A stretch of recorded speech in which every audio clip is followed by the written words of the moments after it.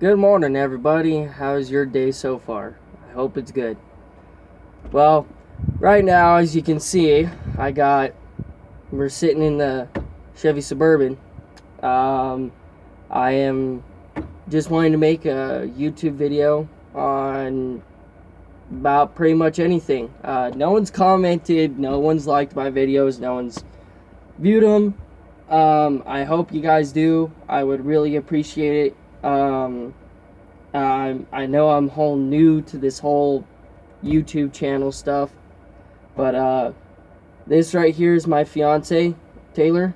Say hi. Hi.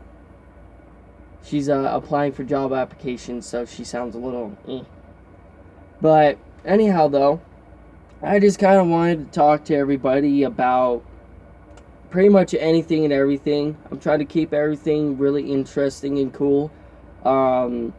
I got the Suburban up and running. I've been posting videos about her and whatnot. The old engine of mine was 305. The engine had a big old crack in it. I took it to the machine shop, and the guy called me back saying, "Yep, you got a big old crack in it." That and where the cylinder walls are at, down at the bottom where the crank sits, it's split on the side of the cylinder walls. Like, not on the cylinder walls, but like down below, at the very bottom of the cylinder walls where the crank sits. Like right there, there's little notches on all of them, and some of them were actually bigger than others. So I was like, you know what, no, I'm just gonna get a whole new engine. Well, I went on Craigslist, and there's this really nice guy that was selling a Chevy 350. I was like, oh, really? You know what? Let's go take a look at it. So I went to go take a look at it, and he had it on an engine stand, and he started it up, which I posted a video of it. He had it up and running for me, and I'm like, nice. Sounds good, runs good. The reaction time for the throttle, pretty quick. Especially for a quadrajet carburetor that was on it. Oh my lord. Never seen a quadrajet carburetor have that fast of a reaction for the engine, especially a 350. I've owned a quadrajet 350 pickup that had all that, and it had stock everything, even had the original tow package, and it was automatic. It was a damn good truck. That thing got up and went. Well, with this one, the engine that I have in this truck now is that engine, but it has Edelbrock carburetor, Edelbrock manifold, Edelbrock valve covers, and sport headers on it, or heads, sorry, sport heads on it. It goes, and here, I'll let you guys hear it. And I also got a new starter, so you're probably going to hear that whole zzz. So, here we go.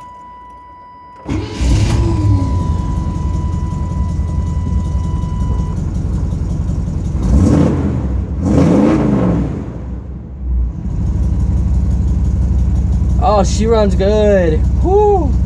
And she gets up and goes, too. And she starts up right away. When she starts to run hot, oh god, she doesn't want to run at all.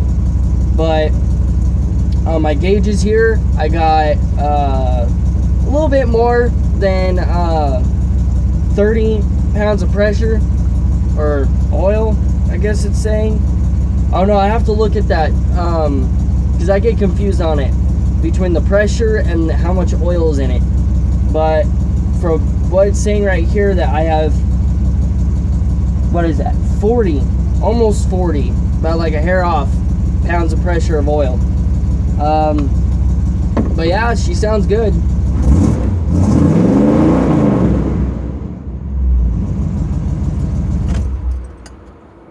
I love her to death. She's a damn good truck. She sounds good, runs good, she sounds amazing, and when you're driving her down the road, she sounds like a freaking NASCAR. So all you rednecks out there that really love NASCAR, This might not sound exactly like it. Might have a little bit of a better tone than NASCAR. NASCAR is probably like loud as hell. All of that, and their pipes are straight pipe. So, but other than that, they're running. Yeah.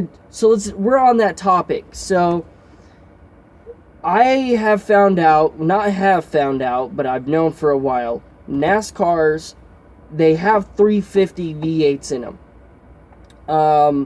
And they're not bone stock like this one. Well, this one's not exactly. It has some little minor things on it that are actually probably a lot more different. But besides from all of that, the engines are 350s, but they're freaking tuned up to the max. And they run good, they sound good, and they haul ass. And the only reason why they move so quick is because the light aluminum body and steel hard cages that are in them. So pretty much those cars weigh about close to, I don't know exactly, but just an estimate here to like give you a little bit of a close range of what those cars do. Basically, let's just say this. A NASCAR weighs about 1,000 pounds. This truck weighs about 5 to like maybe 10,000 pounds or 9,000 pounds. Yeah, 10,000 pounds doesn't sound. Excuse me for that. But like, let's say 9,000 pounds. Okay, I weigh a lot more than that car does. Okay, I were to get into a wreck with it, that car would be fucking gone, except for the engine and maybe transmission. My truck, little scratch, not even a dent.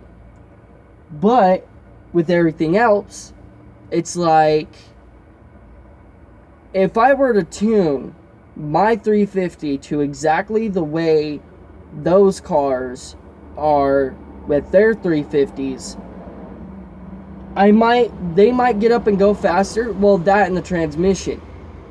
It's a really big toss up, and there's a lot of questioning. There's a lot of talk about stuff, and so on and so forth. It just really all depends what you do, how you do it, the gear ratio in the tranny, if it's an automatic stick, if you got your rear end geared up just right. It really all depends on how everything is geared and powered. So if you're running about 5,000, or sorry, not 5,000, if you're running 500 pounds of torque and the transmission can only take 300 pounds of torque, it's a lot of questioning and a lot of everything. That's all I gotta say. But with everything else, it just all depends on what you really want to do. And the big ultimate question you gotta ask yourself: do you want power or do you want torque? You can't have them both. Well, you automatically have them both to a certain extent. But what do you want to have more of? Power or torque? And that's what you got to ask yourself. And you also got to ask yourself on what is it that you want to do. Do you want to race? Do you want to just drive normal down the street? It really all depends. Now, if you want that speed, power, torque, and like a little bit of torque and everything just to get you off the line quickly, but you want that all of that power, and if you're a Chevy lover as much as I am, 572 big block V8 with 2 dual turbos on it, or a blower if you want to go American. Well, they're both American, but I'm talking about like old school, like how we used to do it, is big blower motors. Okay, go that way. If you're wanting to have, for all those guys out there that know everything about the engines, transmissions, all that stuff, I'm not necessarily making this video for you guys to like Yeah, we fucking knew that. Whatever, dude. Or whatever the thing is. But I'm just talking about that if someone gets bored on YouTube and they want to look something interesting up, all they have to do is look up my video or someone else's, whoever's, and they can go, oh, I didn't know how that worked. Like, is that really how it works? Now, for all those guys out there that do know everything about engines, transmissions, rear ends, the whole vehicle, everything, okay, cool. Comment on my video and letting me know that, nope, you're wrong on that. Because right now, I'm young and I'm going through school for all this. I'm learning. And I'm learning as I go, basically. It's pretty much all you can do. Well, that's pretty much all I can do in my situation. But with everything else, like, I'm making this video so people can go, oh, that's really cool. Like, oh my god, even his truck sounds good when he started it. Like, wow. And I've been trying to make a video for everyone to go, oh, dude, this guy's great. He can help you out a lot with most of your stuff that you're having problems with. Because I live in Albuquerque. And I'm not going to say exactly where I live because I don't need anybody going, oh, I'm going to go fuck this guy up. He's speaking nonsense. He doesn't need to be living here, blah, blah, blah, blah. I just don't want a big old upbeat about everything. But I do live in Albuquerque, and most people in Albuquerque, they have vehicle problems. We live in a desert. You're going to have vehicle problems, especially in the desert. Like, have you seen off of those movies when the guy or girl, they're driving down through a desert and the car just stops and just starts acting up, and they pull over and they get a tow guy and they tow it back and everything, and then all of a sudden the guy pulls off one of the radiator hoses and just pure mud dirt just comes flying out, pouring out and whatnot. And everything, that's over exaggeration, but like, that's what I'm talking about. When you're coming to a desert and your vehicle's not set right, or when you are living in a desert and you're not doing the right things for your vehicle, it can get pretty bad. And I can talk about the basics. If you guys want me to talk about the basics, please let me know in the video. I'm not trying to make this video really boring or anything. You know what? Here.